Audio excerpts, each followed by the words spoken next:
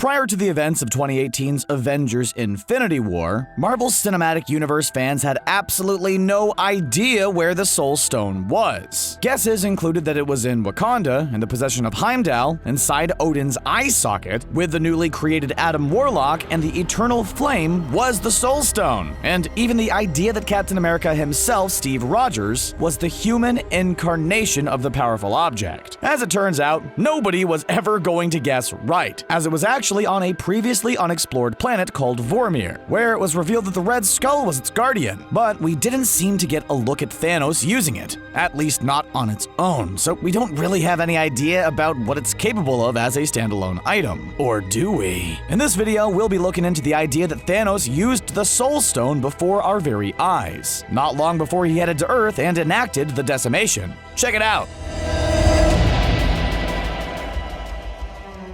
Without any shadow of a doubt, we've seen the other 5 Infinity Stones in action independently in the MCU, those being the Space, Mind, Reality, Power, and Time Stones, each of which control the very aspect of existence after which they're named. The Space Stone, which was otherwise known as the Tesseract while it was housed in a cube-like container, was seen being used to create Hydra's advanced weaponry in 2011's Captain America: The First Avenger. The Tesseract was the jewel of Odin's treasure room.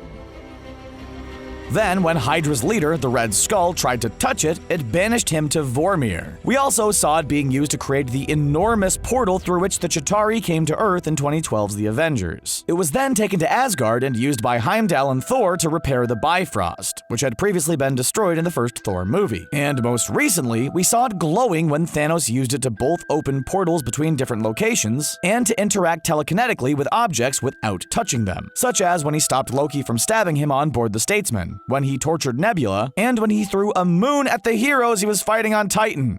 You throw another moon at me, and I'm gonna lose it. The Mind Stone was seen putting numerous individuals under its thrall in that first Avengers movie, with Loki doing it to gather a small army of human slaves, including the likes of Clint Barton and Eric Selvig, although it didn't work on Tony Stark. It was then used by Hydra to experiment on volunteers with a view to giving them superpowers. 2 of those volunteers, Wanda and Pietro Maximoff, survived the procedure and emerged with energy-based psionic powers and super speed respectively. Then it was inadvertently used to create the villainous Ultron, before intentionally being used to create the heroic Vision, an android who has since used it to fire energy blasts and to sense danger, albeit involuntarily in the case of the latter ability. The Reality Stone, which was otherwise known as the Ether while it was in the form of a mysterious liquid, was first seen in 2013's Thor: The Dark World, when it infected Jane Foster, threatening her life. It was then extracted from Foster by the dark elf Malekith, who attempted to use it to plunge the universe into darkness during the cosmic aligning of the 9 realms known as the Convergence. It enhanced Malekith's strength and durability,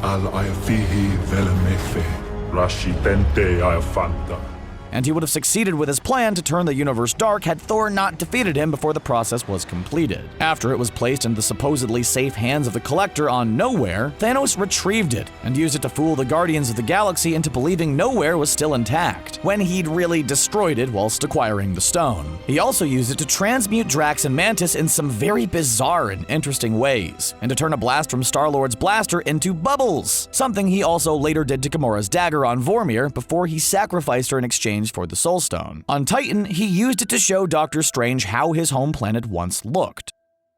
The Power Stone, which was otherwise known as the Orb when it was housed in a spherical container, was first seen being wielded by Eson the Searcher in 2014's Guardians of the Galaxy, when the Collector showed the Guardians footage of the ancient celestial being using it to destroy a planet. There's a little pea coming out of me right now. It was then wielded by Ronan, whose strength and durability increased dramatically when it was in his possession. He used its energy blast to destroy the Nova Corps' entire fleet, and was going to use it to destroy Xandar until his plan was thwarted by the Guardians. The Guardians then joined hands to wield it collectively in order to destroy Ronan with another potent energy blast. It was then handed over to the Nova Corps before Thanos attacked Xandar and took it for himself in Avengers Infinity War. The Mad Titan used it independently of the other Infinity Stones on numerous occasions. He used it to almost kill Thor on board the Statesman by holding it against his head, but he mainly used it to fire energy blasts at the various heroes fighting him on Titan, one of which was actually blocked by Iron Man, as he used his nanotech technology to form a highly durable shield. The Time Stone, which was otherwise known as the Eye of Agamotto when it was housed in the powerful necklace-like relic of the same name, was first seen in 2016's Doctor Strange movie. Strange taught himself to use it by doing very basic tricks, such as reverting an eaten apple to its original uneaten state and recreating lost pages from the Book of Cagliostro. He then got more ambitious, reversing time to undo the damage caused by the battle at the Hong Kong Sanctum, including bringing Wong back to life, before entering the Dark Dimension and using it to trap Dormammu in a time loop, which forced the powerful being to surrender before his plan to take over the Earth came to fruition.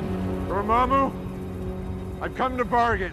It was next seen in action in Avengers Infinity War, when Doctor Strange used it to look into more than 14 million possible futures, revealing that the MCU's heroes only came out on top in one possible future in the fight against Thanos. Finally, it was used by Thanos in Wakanda, when he used it to undo the Mind Stone's destruction and bring Vision back to life, so he could kill the android once more by ripping the Mind Stone from his forehead. But as far as we're aware, we hadn't seen the Soul Stone doing much of anything. Granted, we saw it inadvertently allow Thanos to communicate with the spirit of a young Gamora in an orange-tinted world believed to be the Soul World, presumably because it was the ability to resurrect and conjure a spiritual representation of people who are dead. But until now, the Mad Titan didn't appear to use it on its own intentionally while it was in the Infinity Gauntlet. Sure, he put it in his gauntlet and used it in conjunction with the other stones to execute the Decimation, but we never saw it doing anything independently. Or did we? This theory suggests we did, and the evidence is pretty solid. You may recall that in the scenes on Titan in Avengers Infinity War, Thanos used the Power Stone to fire some energy blasts on several occasions, as we've already mentioned. Well, on one of those occasions, Star-Lord, Drax, and Nebula were able to survive a direct hit from one of those blasts. And that didn't really make much sense. That thing has quite literally destroyed planets. Of course, there's a good chance that the Mad Titan can simply alter the level of power he expels from the stones in any given attack. But this assault came when he was at his angriest, just after he snapped out of his Mantis-induced hypnosis, and it was around the same time he threw a moon at the heroes, to put his anger into perspective. A number of fans have pointed out that on the whole, in the second half of the movie, Thanos was surprisingly gentle with his attacks, and they've suggested that it was because he didn't want to kill anybody directly when he was so close to snapping his fingers. He wanted the Decimation to decide who died. At random, dispassionate fair to rich and poor alike. But in that moment, when he was angry, the theory suggests that he lost control and did actually kill Star-Lord, Drax, and Nebula, who certainly looked as though their bodies were completely limp and lifeless following the attack. If you look closely, just after that happened, when the movie cuts to the shot in which Iron Man attacks Thanos with a blade, at the very beginning of that scene, in a blink and you'll miss it moment, you can see that the Soul Stone is actually glowing, which generally means that an Infinity Stone is being specifically utilized at that moment. And it's not just glowing a little bit either. It's very clearly activated. There's no other reason or explanation as to why it would be activated at that particular moment, unless it was being used to keep Star-Lord, Drax, and Nebula alive. It makes a heck of a lot of sense. The Soul Stone is said to have control over the souls of everybody in the universe, and when an individual dies, their soul leaves their body, so Thanos may have been using the item to place their souls back into their bodies, and bring them back to life. Heck, given that the Red Skull said the Soul Stone has a certain wisdom, it could even be the case that it was actively choosing to keep the trio alive of its own accord, given that it knew Thanos had unintentionally lost control. It's exactly what we expected the Soul Stone to be capable of, to the point that when Hela used the Eternal Flame to bring an army of Asgardians back to life in 2017's Thor Ragnarok, You are reborn. it made a number of fans theorize that the Eternal Flame was actually the Soul Stone.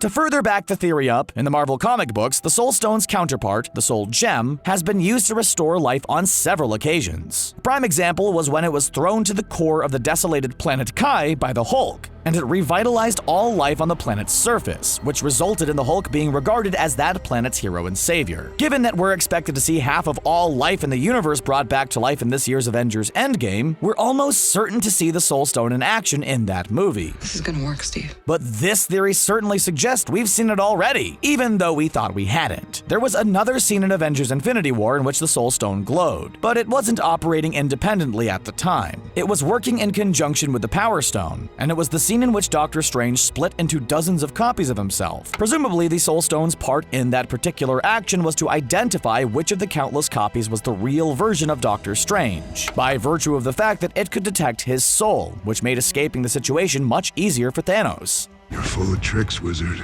Given the huge toll the Decimation took on his body, Thanos may have also used the Soul Stone to keep himself alive after he snapped his fingers, by preventing his own soul from leaving his own body. What'd you do?